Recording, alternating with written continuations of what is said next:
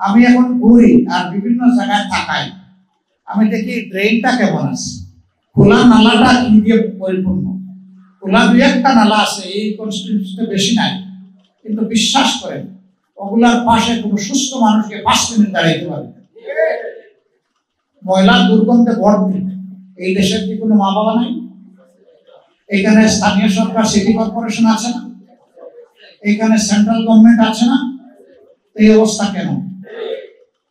ইনশাআল্লাহ যদি দায়িত্বশীল একটা দিনই সমাজ আমরা পাই, তাহলে ওখানে গিয়ে মানুষ তাদেরকে ওয়াকওয়ে করে দেওয়া হবে ওই চ্যানেলের পাশ দিয়ে।